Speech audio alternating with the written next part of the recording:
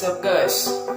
Nah, perkenalkan nama saya Palsi Saputra, NPM J0J020032.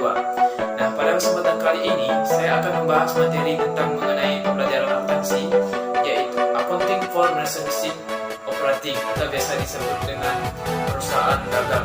Nah, sebelum kita masuk ke dalam penjelasannya, saya mohon kepada teman-teman untuk mendukung dan mensupport channel ini agar saya tambah semangat dalam mengupload video pembelajaran akuntansi lainnya. Dan jangan lupa untuk tekan tombol like, share, dan subscribe di bawah ini. Dan jangan lupa untuk klik tombol loncengnya. Nah, tanpa dukungan kalian, channel ini bagaikan kopi tanpa gula gitu. Nah, langsung saja kita masuk ke dalam pembahasannya.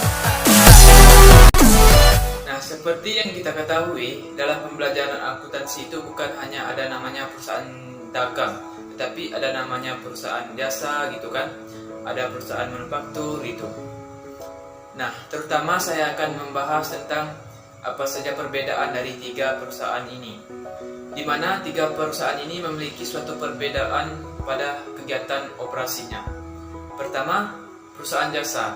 Nah, perusahaan jasa ini kegiatan operasinya memberikan layanan jasa kepada masyarakat gitu. Contohnya, misalkan di tempat bengkel, di mesin fotokopi, salon itu, dan lain-lain. Nah, mereka memberikan layanan jasa. Misalkan ada seorang ingin menyerviskan motornya gitu di tempat bengkel.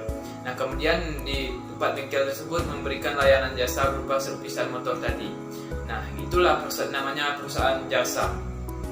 Nah, kemudian perusahaan manufaktur. Nah, kalau perusahaan manufaktur ini kegiatan operasinya membeli bahan mentah atau bahan baku itu. Nah, kemudian mereka mengolah atau memproses bahan tersebut menjadi barang jadi. Kemudian barang tersebut siap untuk dijual kepada masyarakat. Contohnya misalkan tempat toko tempe gitu, produk tempe. Nah, mereka akan membeli bahan mentah berupa kacang, misalkan kacang itu kan. Nah, kemudian mereka akan memproses atau memplementasi memplementasi kacang tersebut menjadi barang jadi itu berupa tempenya itu. Nah, kemudian mereka menjual kembali kepada masyarakat. Nah, kemudian perusahaan dagang. Nah, kalau perusahaan dagang ini kegiatan operasi beli barang dagang gitu. Nah, kemudian mereka menjual kembali dalam bentuk eceran gitu. Nah, tanpa mengubah bentuk barang tersebut. Nah, contohnya misalkan ada toko baju gitu kan. Nah, mereka akan membeli barangnya tersebut di toko besar, misalkan toko grosir gitu kan. Nah, kemudian mereka menjual kembali kepada masyarakat dalam bentuk eceran gitu. Biasanya itu dengan harga yang agak tinggi dari dia beli dari toko grosir itu kan, dia dapat untung gitu. Nah, itulah perbedaan dari tiga perusahaan tersebut. Nah, kemudian ada perbedaan lagi antara tentang pendapatan gitu. Nah, sebelum itu saya akan membahas sedikit tentang materi pembelajaran akuntansi tentang pengakuan pendapatan dan pengakuan beban. Nah, pertama yaitu pengakuan pendapatan. Nah, perusahaan akan mengakui suatu adanya pendapatan apabila perusahaan tersebut sudah memberikan manfaat kepada masyarakat atau kepada pelanggan tersebut. Nah, saya kasih contoh nih. Misalkan di tempat perusahaan bengkel itu. Nah, ada seorang ingin menyervis motornya gitu kan. Nah, kemudian perusahaan tersebut memberikan layanan jasa berupa servisan motor tadi. Nah, sudah itu, tetapi dia belum membayar itu atau memberi upah dari suatu penyervisan motor tadi. Nah, itu sudah dianggap perusahaan sebagai pendapatan dikarenakan perusahaan tersebut sudah memberikan layanan jasa atau memberikan manfaat kepada pelanggan tersebut. Nah, tapi begitu pula sebaliknya, misalkan ada seorang bengkel, misalkan ada seorang nyervis motor lagi gitu kan.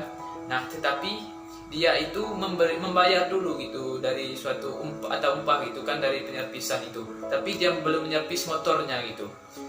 Nah, misalkan dia ingin menyervis besok itu. Nah, itu belum diakui sebagai pendapatan oleh perusahaan. Mengapa?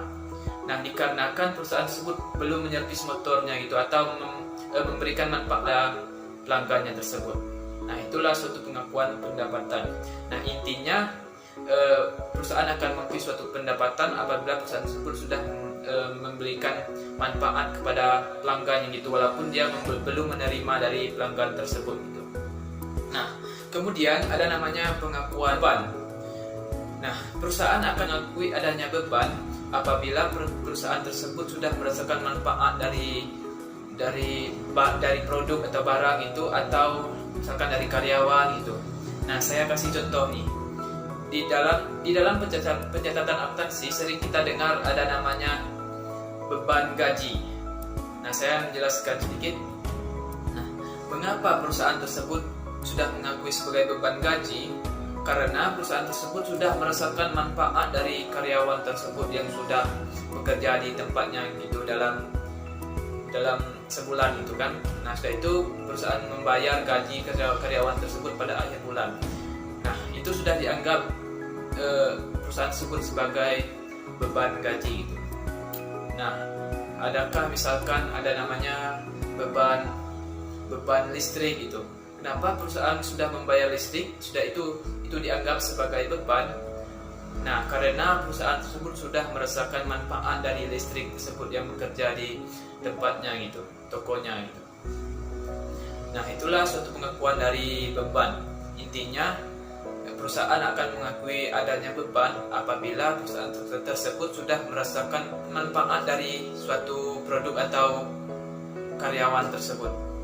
Nah, itulah suatu pengakuan pendapatan dan pengakuan beban dalam pembelajaran akuntansi.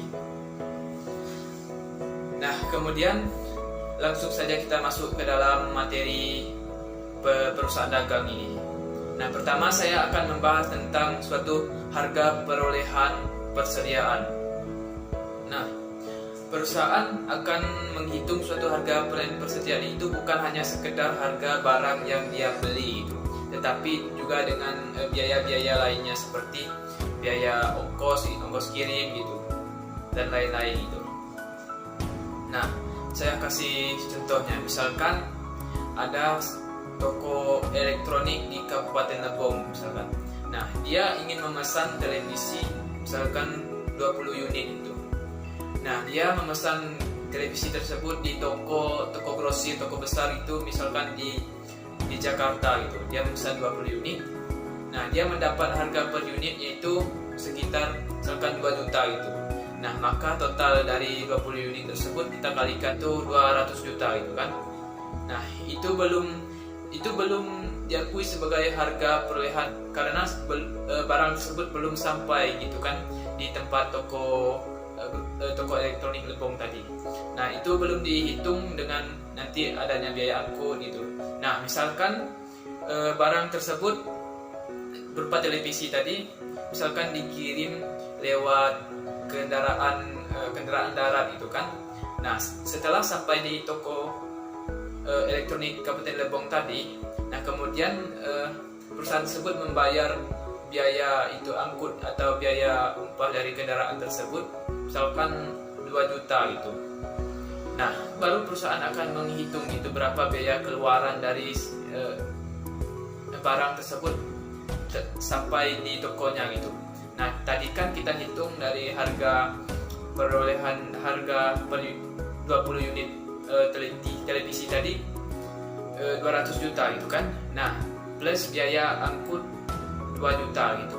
Nah, akan kita tambahkan menjadi 202 juta. Nah, itu baru diakui sebagai harga perolehan persediaan. Nah, karena itulah semua kas yang dikeluarkan dari perusahaan setelah sampai barang tersebut sampai di tempat toko tersebut. Nah, kemudian saya akan membahas tentang namanya harga pokok penjualan atau dalam bahasa Inggrisnya sering disebut dengan cost of goods sold. Nah, dapat kita ketahui bahwa HPP ini adalah total harga perolehan atas barang yang terjual dalam satu periode gitu. Nah, HPP ini termasuk dalam kelompok akun beban atau nama lain itu beban pokok penjualan gitu. Nah, saya kasih contoh untuk HPP ini. Misalkan pada periode bulan September 2020 gitu. Nah, perusahaan membeli barang 100 unit misalkan. Nah, dengan harga perolehan per unitnya misalkan $10. Nah, kemudian barang yang terjual pada periode bulan September tadi, yaitu misalkan terjual 80 unit itu. Nah, perusahaan tersebut menjual 80 unit tersebut dengan harga perolehan per unit, dengan harga jual per unitnya yaitu misalkan $15. Nah, dapat kita ketahui dari ilustrasi atau contoh tadi bahwa periode bulan September 2020 terjualnya 80 unit, maka kita kalikan dengan $15 tadi, maka hasilnya yaitu 1.200 itu kan. Nah, sedangkan HPP untuk bulan September 2020 ini 80 unit kita kalikan dengan $10 tadi atas barang yang harga yang kita beli gitu. Sebatas dulu materi yang dapat saya sampaikan tentang mengenai pembelajaran akuntansi, yaitu perusahaan dagang atau bisa disebut dengan accounting for business operating. Nah, jika ada teman-teman yang ingin ditanyakan, jangan lupa untuk